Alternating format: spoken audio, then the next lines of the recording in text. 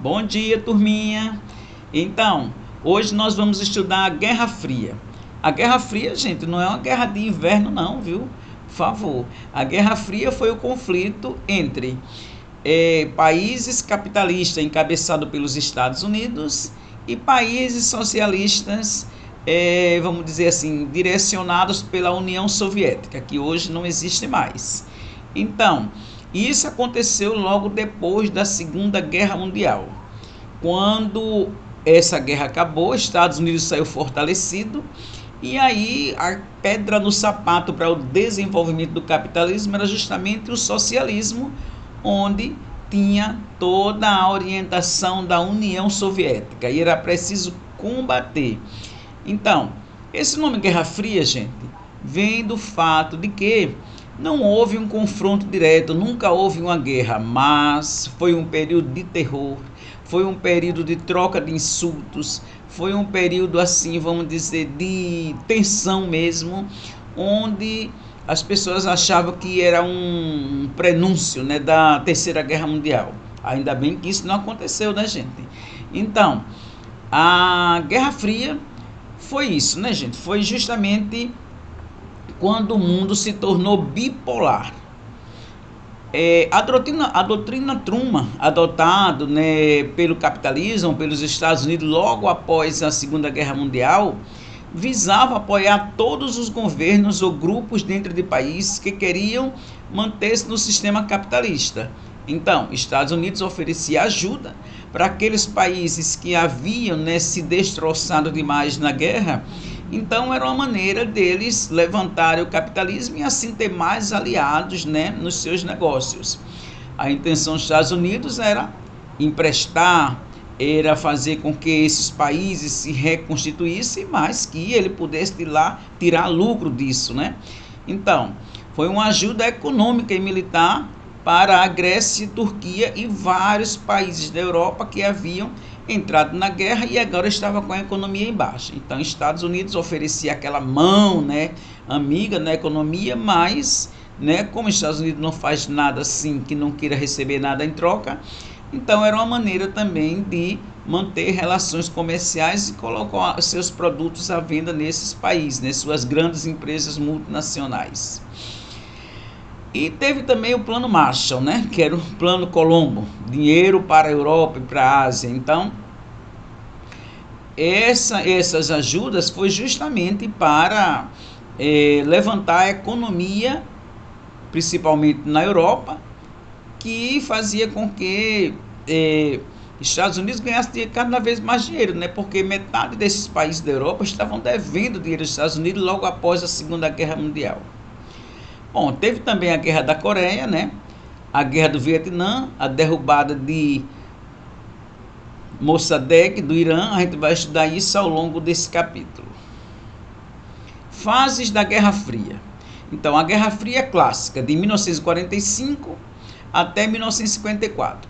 Fase dos primeiros acordos que marca a divisão bipolar do mundo. Bipolar foi quando o mundo foi dividido em socialismo e capitalismo. Coexistência pacífica, período marcado pela ideia de que Estados Unidos ou de que Estados socialistas poderiam coexistir pacificamente com Estados capitalistas, né? E detente, diminuição da tensão das relações entre Estados Unidos e a União Soviética, que decidiram realizar acordos para evitar uma catástrofe mundial. Então, teve alguns governantes que eram contrários, né, a um outro conflito de tamanha importância como foi a Segunda Guerra Mundial e preferiram fazer acordo, né, entre países capitalistas e socialistas para ver se diminuía um pouco a tensão. Então, como eu já disse, né, a Guerra Fria durou muito tempo, de 1945 até 1989. Então, Estados Unidos, que era quem encabeçava o bloco capitalista, e União Soviética, que encabeçava o bloco socialista. Estados Unidos tanto que fez que hoje a União Soviética não existe mais. A formação do mundo bipolar. Os aliados vencem a Segunda Guerra, que foi de 1939 até 1945. Apesar de, na guerra, lutarem lado a lado, Estados Unidos e União Soviética vão afastar-se a partir de 1945. Então, a Guerra Fria é o nome dado ao período de tensão mundial que vigora de 1945 até 1991, a extinção da União Soviética, e que opõe os Estados Unidos à União Soviética.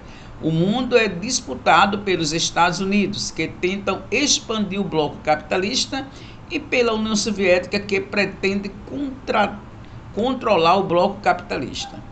Por pouco não rebenta uma terceira guerra mundial. Ainda bem, né, gente, que não houve uma terceira guerra mundial.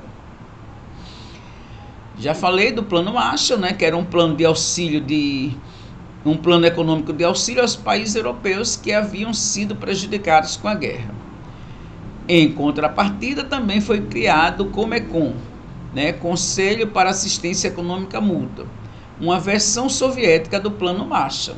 Então, na Guerra Fria era mais ou menos assim.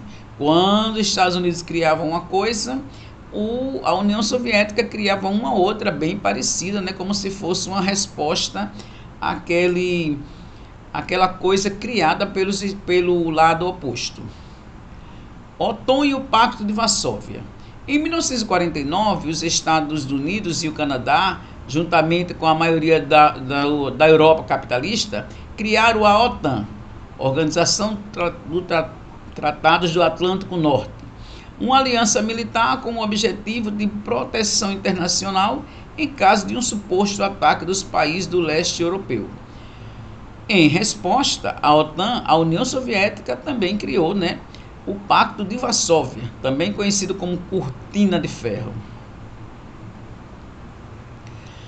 Bom, nesse meio tempo teve o macartismo, também conhecido como caça às bruxas. Nos Estados Unidos, Joseph McCarthy liderou a perseguição aos simpatizantes do comunismo. Era como se fosse um inquisidor moderno, aquela inquisição que a gente estudou sobre a reforma religiosa. Então, a caça às bruxas é como se diz assim: vamos caçar todos os simpatizantes do comunismo que está dentro dos Estados Unidos. Estimulou um clima de delação e desconfiança que atingiu atores, escritores, cientistas, etc.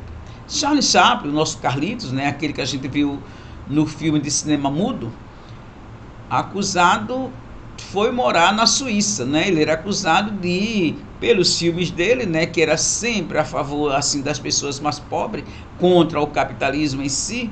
Então, ele foi perseguido e acabou fugindo e se exilou na Suíça. Momento mais dramático foi a execução dos cientistas nucleares, Ethel e Julius Rosenberg, na cadeira elétrica. Naquela época tinha cadeira elétrica que, parecendo, né, a Inquisição da Igreja Católica na Idade Média. Capitalismo e socialismo. No capitalismo, havia valorização da riqueza material, o individualismo, consumismo, democracia e a livre concorrência. Mesmo que camuflados, mas existia uma democracia. No socialismo, bem-estar social, igualdade de direitos, simplicidade, coletividade, estatização e economia planificada. Então, cada governo achava que essas ideologias sobre governo seria melhor para os seus países, né? Os capitalistas achavam que era bem melhor, né, essa valorização da riqueza material. Já o socialismo achava que era melhor, né, as pessoas trabalhar para o Estado em busca de um bem social para todos. O fato é que o capitalismo, né, a gente já conhece a história, venceu o socialismo e hoje o socialismo ainda é marginalizado na história. A Revolução Chinesa ocorreu em 1949. Antecedentes: no século XIX, no contexto do imperialismo, a China era dominada e explorada pelas potências europeias, principalmente pelo Reino Unido. Esta potência imperialista, além de explorar a China economicamente, interferia nos assuntos políticos e culturais da China. Os imperadores da dinastia Manchu eram submissos à dominação europeia. A distribuição das terras produtivas chinesas também era outro problema para o país. pois quase 90% estavam nas mãos dos proprietários rurais, espécie de senhores feudais.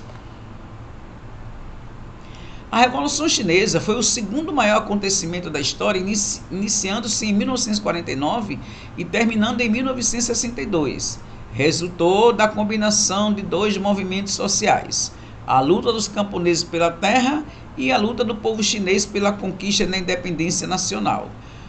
Foi o resultado final da mais longa guerra civil no nosso século, a guerra civil entre nacionalistas e comunistas.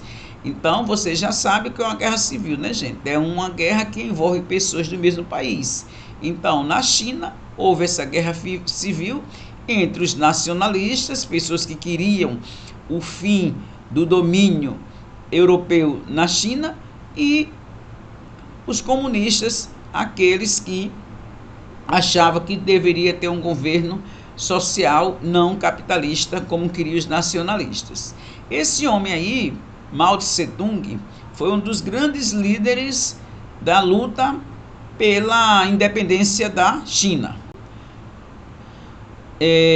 Nesse meio tempo houve a Longa Marcha. Foi uma caminhada de 10 mil quilômetros que o principal líder comunista Mao Tse-tung empreendeu com mais de 100 mil pessoas em direção ao noroeste do país, com o objetivo de escapar do cerco inimigo. Gente, eles andaram muito, 100 mil ou 10 mil quilômetros é muita coisa, né? Muita caminhada. Então, as consequências da Revolução Chinesa, o conflito deixou mais de 1 milhão de mortos, civis e militares, e o dobro de mutilados e feridos. A guerra arrasou campos agrícolas, destruiu casas e provocou prejuízos econômicos gravíssimos no Vietnã. A guerra do Vietnã a gente vai estudar na nossa próxima aula. O Vietnã foi reunificado em 2 de junho de 1976 sob o regime comunista aliado da União Soviética. Bom, eu espero que vocês tenham gostado da nossa aula de hoje. Fiz com muito carinho para vocês. A nossa agenda de hoje é da página 147, de 1 a 5. Até a próxima.